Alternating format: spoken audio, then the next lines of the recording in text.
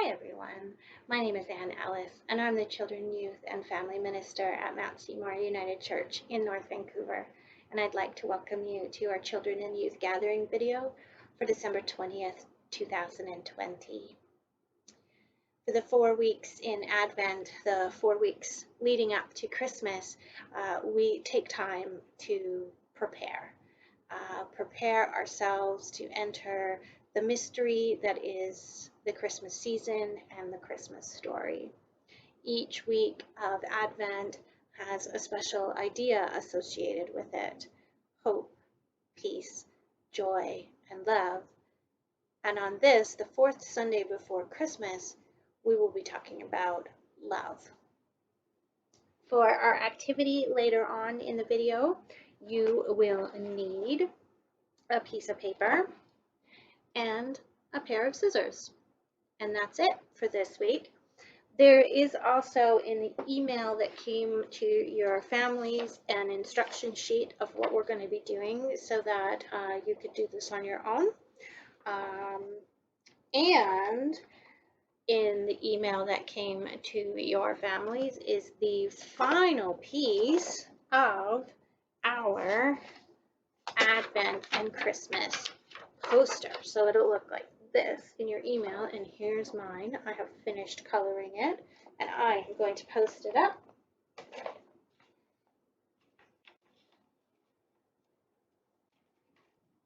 Right here. And so now we have our completed poster of Jesus born in the stable. We've got the Magi coming to visit. We've got the shepherds in the fields. We've got the angels. We've got Mary and Joseph. This poster was designed by the good people of Illustrated Ministry. You can check their website out at illustratedchildrensministry.com or illustratedministry.com. They design a lot of curriculum as well as a lot of posters that are really beautiful. Next week, when you get your video prompt for December 27th, there will be one more poster. It is a Christmas candle that looks like this. I've already started to color mine. You'll get that and be able to print that out just after Christmas for another poster to color. If you came by this video not through the email that we send out to families and you would like to get access to these pictures and all the other information about the things we do at Mount Seymour United Church, the link to subscribe is in the description below. Because of copyright with Illustrated Ministry, I can't post links to these posters specifically, but if you join our mailing list, then you can be a part of that. So let's take a few moments and take a deep breath and breathe. We're almost there. We have been waiting and we have been longing for 3 long weeks. And now we just have a few more days until the mystery of Christmas comes again and we experience the joy and the wonder, the hope and the peace and the love that is Jesus born in a stable to humble parents,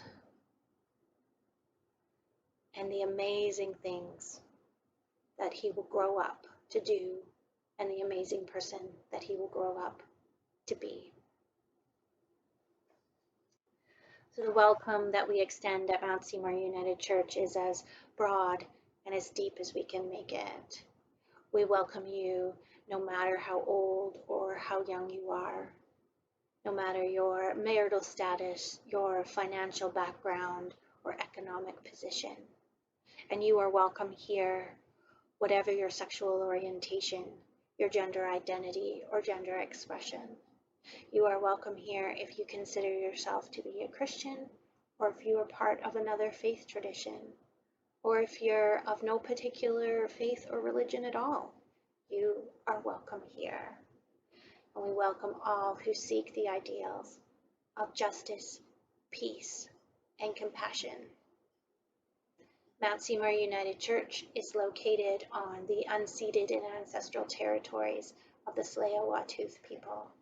They are part of the Coast Salish. And we take this moment now to remember and honor the stewardship of the land that they have cared for and held in trust from time immemorial. And we express our gratitude for the care of the land that they have given. And we express the need for reconciliation for how settlers, such as myself, have treated the First Nations and Indigenous people in this land since we came and decided that it was ours. We also take a moment to honor the watershed. Mount Seymour United Church is located in the Seymour watershed, where there are mountains and rain and snow, rivers and streams, all of which bring life. Without the water that flows down our mountainsides, there would be no trees, there would be no birds or animals, plants or bugs, and certainly there would be no people. For the water that gives life, we give our thanks.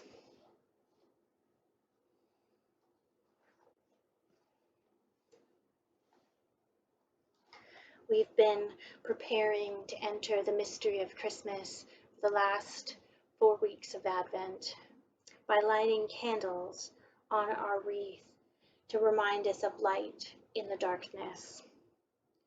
Today we light the candle of love. It's been a hard year for love.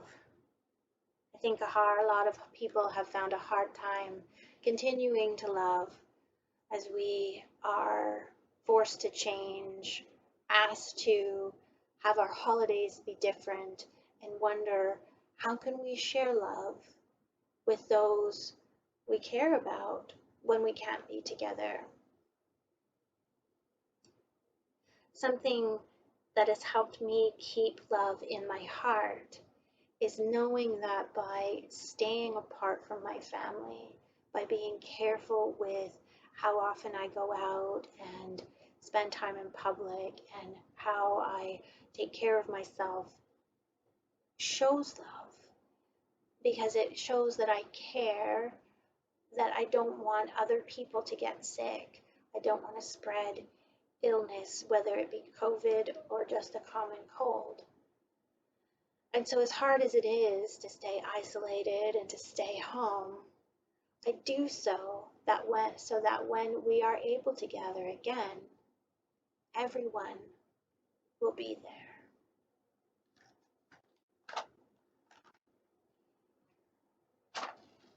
So we light our candles first, our candle of hope. And next we light our candle of peace. And then we light our candle of joy.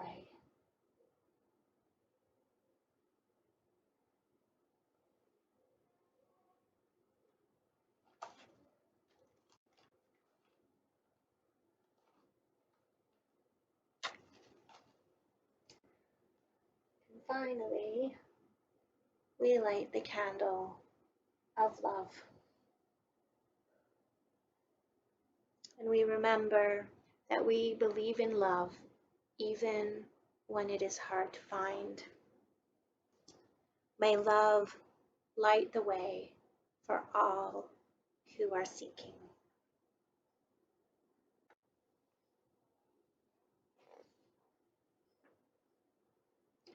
For the last couple of weeks, we've been sharing the story of Christmas.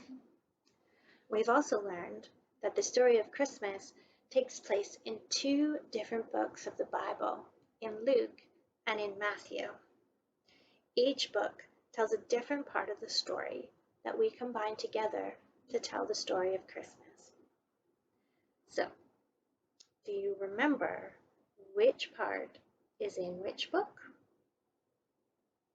Like I said last week, I often have trouble remembering too. And so here's some things that help me to remember. In the book of Luke, we hear the story of the angel visiting Mary. You'll remember from last week that I suggested we try to remember that because Luke and Mary both have 4 letters.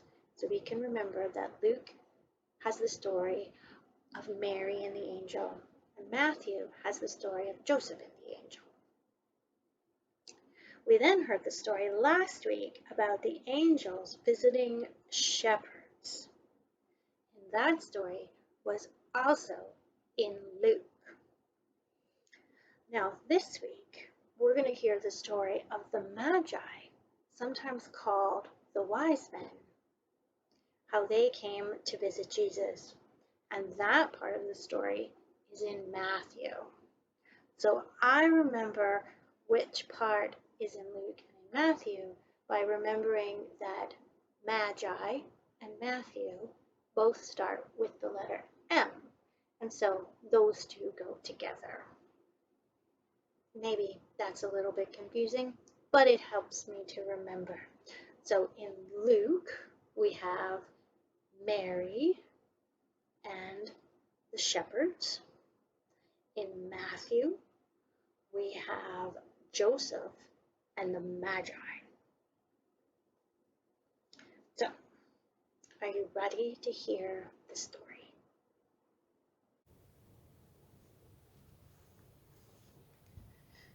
Matthew chapter 2, verses 1 to 12.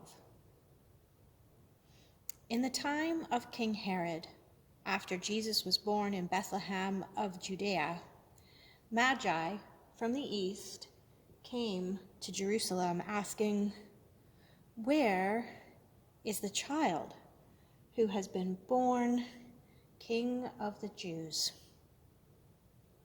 For we have observed a star at its rising and have come to pay him homage." When King Herod heard this, he was frightened, and all Jerusalem with him. And calling together all the chief priests and scribes of the people, he inquired of them where the Magi was to be born.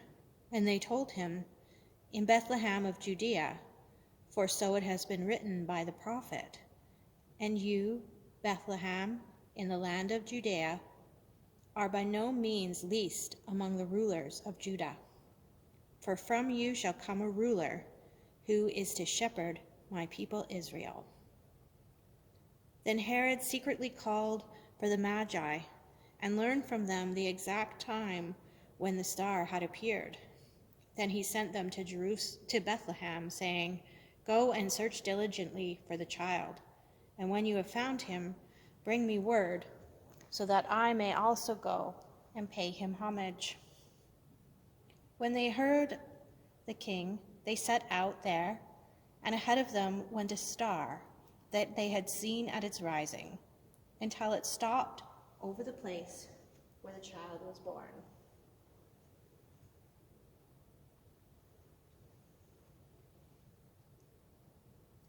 When they saw that the star had stopped, they were overwhelmed with joy.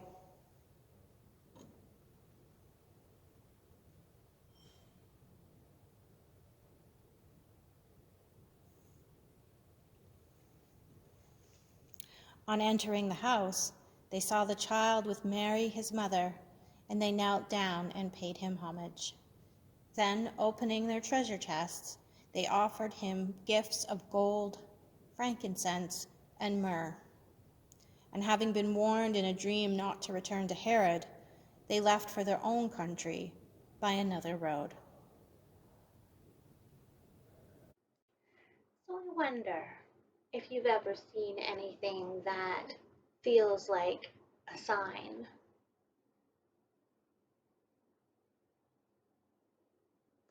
And I wonder what gift you would bring to Jesus.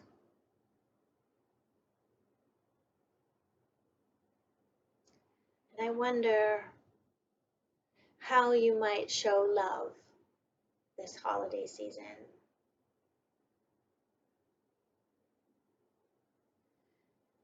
The presents that the Magi bring to the baby Jesus are pretty strange things to give to a baby. Gold and frankincense and myrrh are strange things. Frankincense and myrrh are resin from trees. It's very fragrant and smells like incense, but what does a baby need incense for?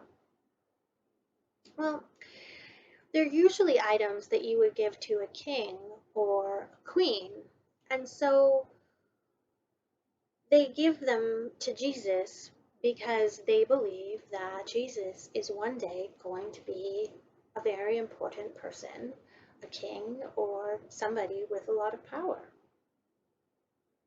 Herod, who, when baby Jesus is born, has a lot of power, is afraid of the baby because he thought he would lose his power. And he didn't understand that Jesus wasn't going to be the kind of leader that would take power. Jesus grew up to be a leader who wanted everyone to be treated fairly. He thought everybody should have enough food, enough water, enough safety, and enough shelter. In Jesus' time, similar to our time really, there were a few people who had a lot of the wealth and power, and there were many hundreds of more people who didn't have any wealth at all. And Jesus thought that there needed to be balance in that, and that the rich people could share with those who were poor so that everybody would have enough. And I think that's a good kind of king. We also use the word magi to name what is often called the wise men for two different reasons. Magi is from where we get the word magic, and magic reminds us of mystery. And the Magi knew things about stars and science, which in those days was considered magic, even though we know differently now. And Magi is closer to the original writing of the book and doesn't denote gender. Now, women didn't do a lot of traveling back in those days, but there's no reason to believe that the Magi didn't have women among them. And so by saying Magi instead of wise men, we open up the possibility that maybe there were women who came to visit the baby Jesus too.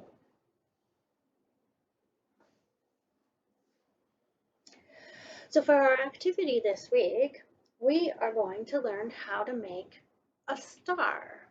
And this star you could put a hole in and hang on a window or hang on your Christmas tree or do something fun with. It's a very cool three-dimensional star that seems a little tricky to make, but if you pay attention and follow the directions carefully, which took me a while to do, I'll say that right now,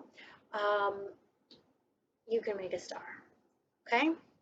So what you need to make this star, as I said before, is a piece of paper and a pair of scissors, okay? You can pause this video now and go grab those things if you need to, and then we'll start making our star. So we're going to make one of these paper stars. The first thing we need to do is get a square piece of paper. But this piece of paper is a rectangle. So we're going to make it into a square. I'm going to show you how to do that. We're going to take this point here and we're going to fold it over to this edge. We're going to make a triangle shaped fold. Like that. Then we've got this extra bit that's sticking off there. We're going to give that a fold. Like that. And then we're going to cut it.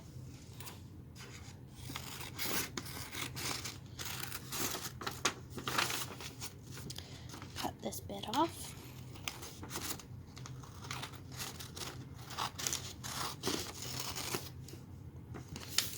Move that away because we don't need it anymore. And we've got square piece of paper. So to make the star, the first thing we're going to do is we're going to fold the paper in half, like this.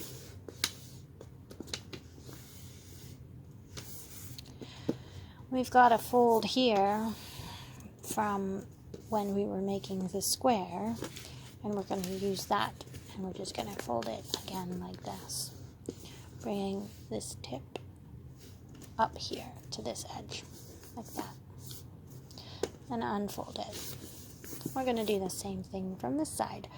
I'm going to take this tip, and we're going to fold it down to there.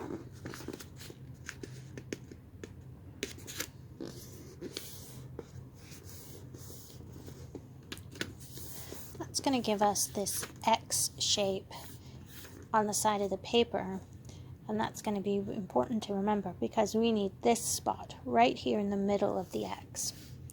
We're going to take this point and we're going to fold it to that spot. It's going to make a very strange angled fold.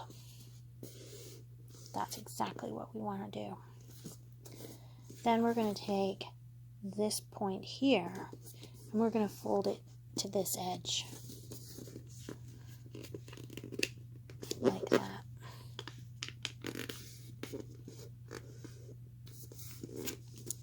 It's going to give us this triangle here and a bit of a diamond kind of shape here. I'm going to take this corner and we're going to fold it like that, almost like we're making a paper airplane, but the angles are pretty strange. So what we did here is we took this edge and we folded it up to that edge. Then we're going to take this whole section here and we're going to fold it around behind.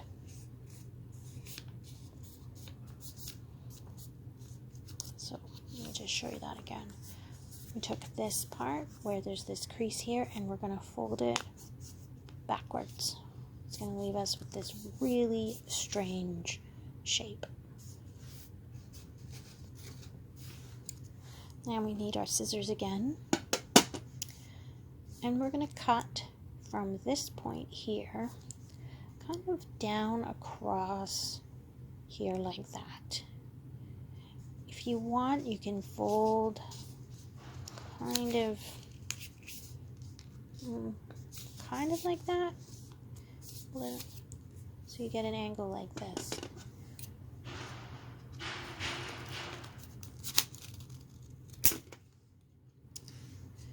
Now, unfold.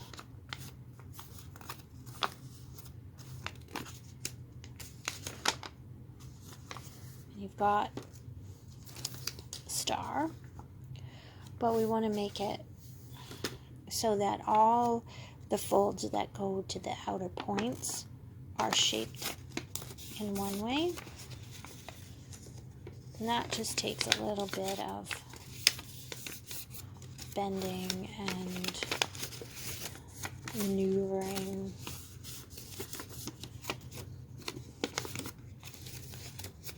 To get them all kind of folded the way that you want. And there you go, paper star.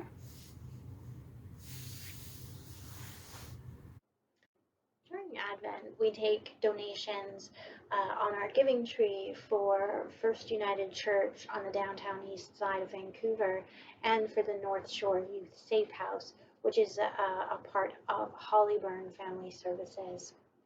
The North Shore Youth Safe House provides a safe place for young people for whom their own homes are no longer safe. Usually one Sunday in Advent, we spend some time making Christmas cards so that the gift cards that we give them or other things that they're being given come with a handmade card. Unfortunately, because we're not meeting in person this year, we weren't able to do that. And so for the last couple of weeks, I've been inviting our viewers to design a Christmas card and send it in to our Christmas card contest. And now I get to announce our winners.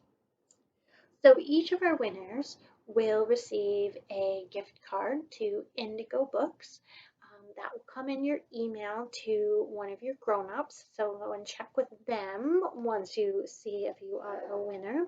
This isn't a first, second, or third prize kind of thing. It is all just winners. So the first winner of our Christmas card contest is Paige, who is 5 years old, and she made this beautiful card that says Happy December. And our next winner is Haley, who is 7 years old, and she sent in 2 designs. She sent in this beautiful, I think it's a dove with carrying joy, and it says, I love you, and there's this wonderful snowman on it. And she also sent in this beautiful snowman that says Merry Christmas. And our third winner is Katie, who sent in this really great card that says, to whoever is reading this, open this card from Katie. And on the inside it says, have a holly jolly Christmas. It's the best time of the year. And I would have to agree with Katie that Christmas is the best time of the year, and Holly Jolly Christmas is one of my favorite Christmas carols. It will now be stuck in my head for the rest of the day. I would also like to extend a huge thank you again to Mount Seymour Preschool, who've also designed many different Christmas cards for our Giving Tree to go to the Youth Safe House. You will also be receiving an Indigo gift card. I hope that you can use that to purchase some new books for the preschool or something else that will bring joy to the preschool children for this holiday season. And we are just so grateful both to the cards that you've made and to the donations that you've collected for the Giving Tree here in the church. It's only December 20th, so there's still 3 more days that you could bring in donations if you'd like to for our Giving Tree. We are taking donations of toiletries, of warm socks, warm hats, warm gloves, new pajamas in a variety of sizes, toiletry kits, makeup kits, as well as gift cards in small denominations such as $5 or $10 to places like Subway or Tim Hortons or the movie theater, compass cards, those sorts of things. Those are really helpful for the youth especially.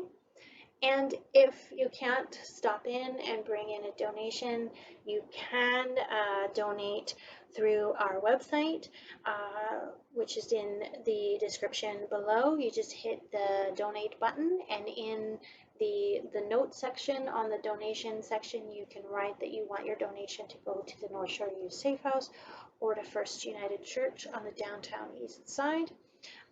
And you could also send us an e-transfer, and the email to send that e-transfer to is in the description below as well.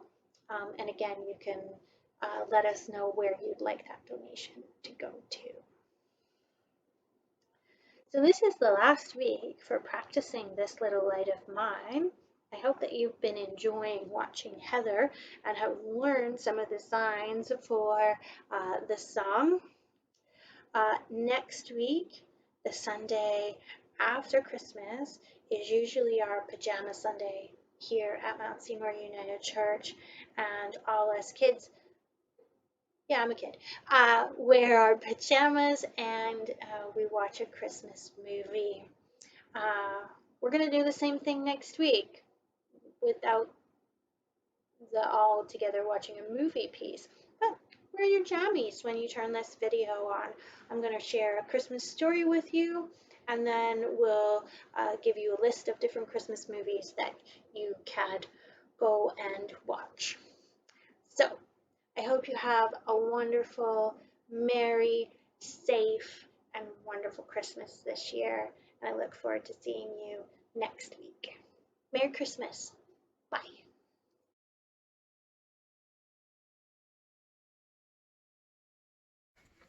Hey, I'm Heather, and we're gonna be learning how to sign this little light of mine.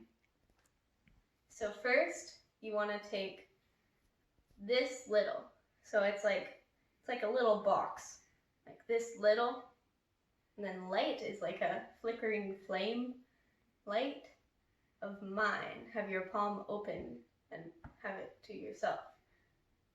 So this little light of mine.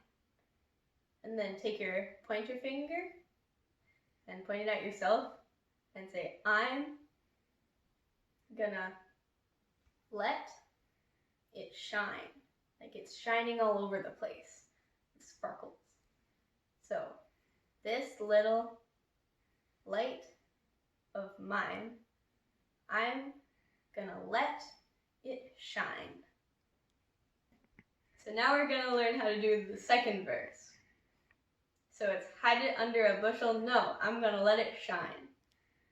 So you wanna take your fist like this and then have it like a table and you're hiding it. So it's hide it under a bushel, like a plant growing. Hide it under a bushel. No. Take your 3 fingers and go no. So hide it under a bushel. No. I'm gonna let it shine.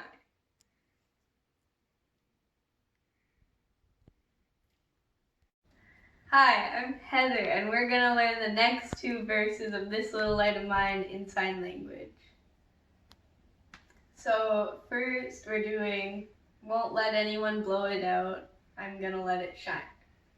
So to say won't, we go like won't, like we won't. And then let, and then anyone is like, you make like a fist kinda, and you go like that, and then one, anyone. So it's won't let anyone, and then blow it out like you're blowing, and this is the air. And then I'm gonna let it shine. Won't let anyone blow it out. I'm gonna let it shine. So the last verse is let it shine around the world. I'm gonna let it shine. So we go let it shine, and then around, like it's going around a circle, around, and then the world is you take your fingers like 2 W's, put them like this, and then go around like it's a world, because the world is round. You say, I'm gonna let it shine. So, let it shine around the world. I'm gonna let it shine.